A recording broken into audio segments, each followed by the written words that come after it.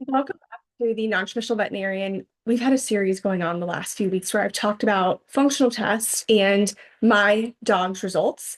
And so we're going to wrap it up, and I want to talk about his microbiome and why microbiome testing can be so valuable, not only to get to the root cause, but why I feel like it should be part of wellness screening.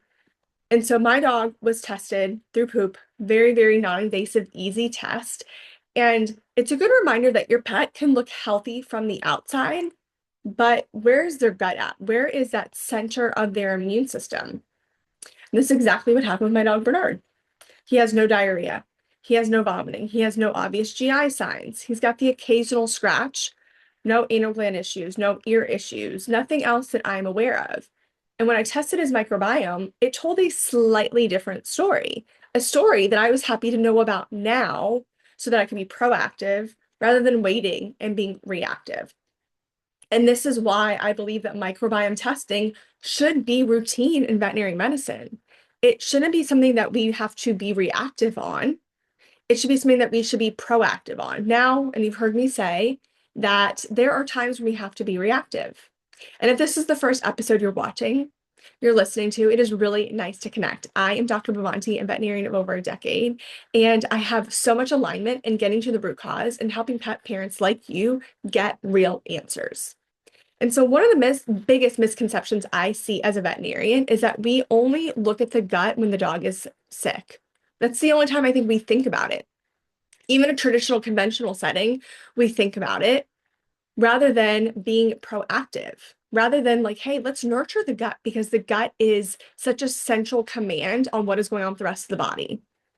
And the microbiome is not, it's not just about digestion. The gut is not just about digestion. It's not just about poop. It's one of the biggest regulators of overall health in their body. Again, it's like their central command. And the gut microbiome can influence things like their immune system, inflammation, their metabolism, their detox, brain signaling. It holds so much power. And so waiting until a pet has severe GI signs or has severe cancer or allergies before we evaluate their microbiome is like waiting for the house to catch fire before checking the wiring. It's like waiting for the car to break down before having maintenance done on it. And so my dog, I presumed to be healthy, but I still wanted to see where his gut ecosystem was. I wanted to look underneath the surface. I wanted to look underneath the hood. I didn't want to wait until the car broke down to be like, oh, yeah, I haven't been doing maintenance on it. Because the microbiome, the community of bacteria and fungus in the gut, is exactly that. It's an ecosystem, it's a community of its own. And when ecosystems or community lack stability on the outside, then there is balance internally that is off. And so what it does is it gives us an insight on how it is functioning when we test the microbiome. We can see the balance of beneficial bacteria versus opportunistic bacteria. We can look to see, are there any pathogenic bacteria, bacteria that we don't want in there? We can look to see, is there way too much fungus in the gut? Because there should be just a tiny, tiny bit. Are we overall depleted in bacteria? And so when we can see how the gut is producing important compounds like short chain fatty acids, very, very important for inflammation in the immune system and nourishing that gut lining. When we see that the microbiome is relying more on fiber fermentation or protein fermentation, that can also let us know as to where the efficiency is of the gut, because that fiber fermentation is beneficial. But if it's protein fermentation and it's leaning more on that, we may have a little bit more inflammatory byproducts being produced. And so it's peeling back the layers. It's popping the hood. It's using that magnifying glass to see exactly what's going on with them. And then we can look and see how efficiently is the gut ecosystem actually established as? How is it using the fiber? Is this a dog that can't tolerate fiber? Is it need more fiber? And what kind of fiber? So it helps us understand not just their digestive health and their digestive status, but their overall physiological health, their overall immune system, influence. And so my dog, I tested him in November 2025. It showed something pretty interesting. Again, no GI signs, no overt allergies, no overt anything I was concerned about. I was doing it more from a proactive standpoint, from wellness screening. Yet his microbiome showed mild dysbiosis, meaning there was a mild imbalance in his microbial ecosystem. There was a mild imbalance in his gut community. And for a little backstory, I'm very intentional, as you would assume, on my dog's health. I don't use any chemicals sprayed on my lawn. I'm very intentional where he walks when I walk him, what grasses he spends more time in, what yards. I wipe off his paws every time he comes in from a walk. I'm intentional about the supplements he's on. I'm intentional about if he gets a treat, what kind of treats. I'm very intentional about his nutrition, making sure there's a lot of variety and types and flavors and ingredients. And while his diversity metrics were good, I was very happy with it. And he had good richness, meaning, so he had the right number of species and he had good evenness, good distribution of them. And example I often say in my nutrition consults or in my face-to-face consults is think of their gut bacteria like a city. It's its own little ecosystem. Think of like a big city or a city that you live in or a city that you're near. And there's a mayor and there's city officials, there is fire, there is police, there is trash, there is water, there's electric, there's all these components to allow the city to function. Now imagine that this city didn't have a mayor. Who's in charge? Imagine that the city had 4 mayors. Still, who is in charge? Imagine that it had the right number of police stations that it needed, probably based on population. But imagine one police station had 5 police officers, another one had 50. How are they responding to calls? And so that's how I look at richness and evenness. So, do we have the right number of everything? And then are they evenly distributed? And so he had good richness, he had good diversity, meaning he had many different bacterial species. And his overall bacterial count was normal, which is also very important. I have patients that don't have enough bacteria, so that already we're not even starting out with a properly balanced, harmonious ecosystem because we don't even have the right overall number. We're deficient. And if we're deficient overall, there's no way that we're going to have proper richness and evenness. We're not going to have the right number. They're not going to be evenly distributed. And I have patients that have too much. It's like bacterial overgrowth. And then, of course, then we're going to have imbalances. So overall, his count was normal too. But when I looked deeper at his functional patterns, there was a few things that stood out, a few things that I could be proactive about and help him rather than waiting until the wheels fall off. So one bacteria in particular, Bacteroides, was slightly overrepresented. And when it grows in excess, for some pets, they can have bloating or softer stools. So again, I wasn't going to wait until this bacteria really took over. And now I'm like, why is my dog all of a sudden having gas and bloating and soft stools when he's never had that before? And we think, well, nothing has changed. Nothing. Why is this happening? These are things that are evolving under the hood. This is a snowball that is starting as a snowflake and it's accumulating and accumulating. Before you know, it's this massive snowball rolling down the hill. He also had higher levels of fusobacterium.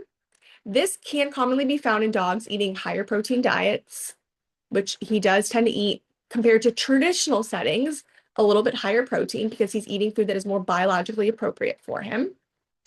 And these can sometimes become elevated when they dominate the microbiome. They can kind of shift it a little bit to protein fermentation. And I alluded to this a few minutes ago. This is something I'd like to switch for him. I'd like to support him. And that's what his microbiome was doing. His gut was relying a little bit more on protein fermentation than fiber. Again, it's not that this is broken, it's that this is an opportunity for me to support him. In fact, what I'm going to do right now is if you're watching on YouTube, you will be able to see this. And if you're not and you're listening on Apple or Spotify, highly recommend to scroll down to the show notes and check it out on YouTube and see what I am going to be sharing right here. And what I'm going to be sharing right here is this beautiful graph report that, let me find it right here. And so what this does is this shows, you can see right here, this is what a healthy, normal dog's microbiome should look like. It's this pie chart. And it's got all these different bacteria and how they should be evenly distributed. And then you can see my dogs. So pretty close, as you can see. And again, you can see the different bacteria. You can see it's pretty close, but that fusobacterium does have a little bit more of the pie here. And again, you can see when you're comparing like the Bacteroides, again, I said it was elevated, but you can just see the subtle differences in these colors right here, that where maybe the orange bacteria here should be a little bit more representative, and it's just a little bit lower for my dog. This lighter blue is just a little bit higher. So this also gives a beautiful breakdown of all these different bacteria. And not only these different bacteria, but there's some bacteria I'd like to see higher in him. His Peptoclostridium species, I'd like it a little bit higher. And so there are different types of bacteria that are commonly found in healthy dogs and healthy cats, specifically in the top 20. And so we also want to, A, are they there? And B, where are they on here? So he's got definitely some top fungi on here, but he's not overrepresentative in his fungi. So I am going to scroll up real quick. And the really cool thing about these reports is they're always changing in the information that's provided. But you can see here, he's got normal bacteria to fungi ratio. So even though he's got all these in here. So this is a really good visual on a representation of to see where we are at and where we should be. So when beneficial gut bacteria ferment fiber, they produce those short-chain fatty acids. We want those short-chain fatty acids. We love the short-chain fatty acids. They're incredibly important because they feed the intestinal lining. You ever heard of things like leaky gut? That lining, they strengthen the gut barrier. They help regulate inflammation in the immune system throughout the whole body. And so Bernard's test showed that his short-chain fatty acid output could be supported because of this leaning just a little bit more on protein fermentation. But what's interesting is at the bottom of the report, it also gives some insight on the specific pet on where they are with their protein, their fiber, and their fat, and what can be done to help support their gut. Ironically, you would think, okay, well, you're feeding too much protein. You're feeding these diets that are raw or gently cooked and not traditional kibble, and you should go back to it. So that's not what I'm going to do.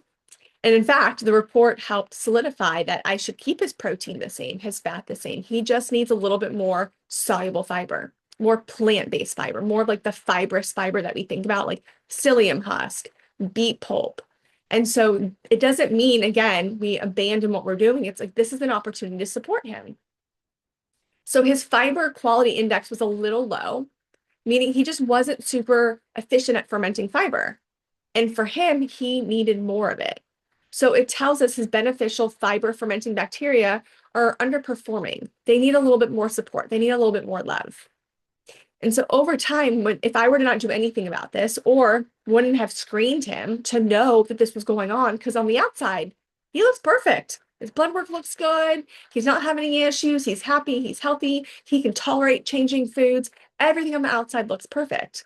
But when I pop the hood, and almost like when you go to when your car's got issues and you go and they hook up the little machine to read the code. So I hooked up the machine to read the code rather than waiting and realized that his protein fermentation was dominating a little bit. And it wasn't that I needed to decrease his protein. It was that he just needed a little bit more fiber.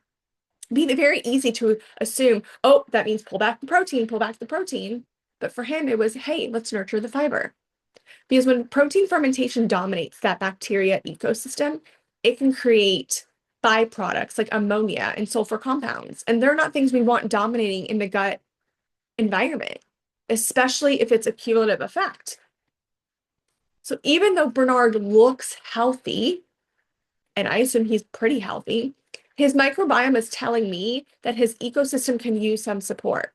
And that ecosystem influences his immune system and inflammation. And so this is exactly what I work through with pet owners every single week. So if you're curious about your pet's microbiome, what it might be telling you, what it might be telling us about their health, you can schedule a consultation with me. We can go through testing options, we can interpret the results together, we build a plan to support that gut ecosystem. We dig deeper if we need to, in case the ecosystem has major collapse. Well, why? Is this diet? Is it nutrition? Is it nervous system regulation? Is it inflammation in the body? Is it toxins that are hiding somewhere? So that this plan can make sense for you and your pet. And you can find the scheduling link wherever you're listening to in this episode in the show notes. And the nice thing that I felt comfortable regarding Bernard's results is that the adjustments were pretty simple. I didn't need to drastically change his diet, like I said. His protein intake gets to stay the same. His fat intake gets to stay the same. I don't now have to trash all this food I'm feeding him. And I don't want to, because I do believe in the way I'm feeding my pet is making a difference. What I do want to do is increase his soluble fiber. And everybody's different. On paper, this may work for another dog and they may be completely harmoniously balanced where they don't need more fiber, but for him, he does. And so that soluble fiber will feed the beneficial bacteria, the beneficial fermenting bacteria, and help nurture those short chain fatty acids. A specific probiotic was optional, and I considered doing it. Also, restorative fecal microbiome therapy was also mentioned as a viable option to help restore the balance. And to me, I like cutting to the chase. I want to do what is best for my dog. And I do think either would be appropriate. And so the restorative fecal microbiome therapy is essentially introducing a healthy microbial community back into his gut to help protect that ecosystem. It's like the example I gave at the beginning. Imagine you have the police stations and one only is 5 and one is 50. You're helping bring in the right number rather than being like, let's close it all down. Let's abandon it. Forget it. It helps supply what is needed. And so my dog is the perfect example of why I believe microbiome testing should be routine part of preventive veterinary care. It should not be just a reactive thing that we are doing. It should be proactive, because had I waited until he had chronic diarrhea, inflammatory bowel disease, severe dysbiosis, and all of a sudden now he's got allergies out of control, his stool is totally abnormal, or scary diagnosis, then I would be dealing with a much bigger problem. Now, what I'm not going to say is that if your dog's microbiome comes back essentially perfect, that things can't shift and things can't happen that we don't want to happen. What this is, it's like taking your car to the dealership or the mechanic and having everything done that's supposed to. You're having your oil changed, you're rotating the tires, you're having the air filters checked, you're balancing, you're making sure there's air in the tires, you're making sure the transmission has what it needs to. It doesn't mean that things don't break. It just means they're less likely to break. And so testing allows us to identify imbalances early so we can be proactive. It allows us to guide nutrition early and more precisely so we can be proactive. It allows us to support the gut ecosystem before disease develops, at least clinically that we can see. Because their microbiome influences so many aspects of their health. And ignoring it until something happens is a huge part of the puzzle. And we miss a huge opportunity to help support their longevity, especially in a more calm state. Because I got these results and my dog is not showing any issues, I get to approach it much more calmly. I get to approach it much more proactively. I get to approach it in a way that I feel aligned with rather than, oh my gosh, I've got X, Y, and Z going on in my life, and now I got to deal with this, and I'm scared to deal with this because what happens if now he has diarrhea? It feels chaotic and hectic, and our pets pick up on that. That affects their nervous system too. And so in a way, you're also supporting their health in so many other beautiful ways. So if you've ever wondered whether microbiome testing is only for sick pets, the answer is no, I don't believe it is. Sometimes the most powerful time to test your pet is when they look perfectly healthy. Get that baseline. And this is what it's like now. And he is quote unquote healthy. This is your baseline. This is like good. This is good. Hopefully this is the worst it gets. Something else I've been really intentional about my dog is that he, I think, has received an antibiotic once in his life for literally like 2 days. I've been really intentional about the medications he's been on. Really, really intentional. How are ways I can support him through lifestyle, nutrition, and supplements? Because that's when we have the best opportunity to help them in that way. So if you're interested in exploring microbiome testing for your pet or looking at a more functional approach of your pet's health, you can schedule a nutrition consult or in-home visit with me, depending on your location. There's a link in the show notes. We'll walk through what might make sense, what might be missing, what the results actually mean. Do we need to dig deeper? And what does the plan look like for you and your pet? Not just what on paper it should look like, so it can support their long-term health. Because when the ecosystem thrives, the rest of their body has a much better opportunity to thrive too. Be sure to tune in next week where I'm going to be dissecting what the Clean 16 article is. Maybe you've seen it floating around the internet with all these different dog foods. We're going to dive in and my opinions on it, and it just may shock you.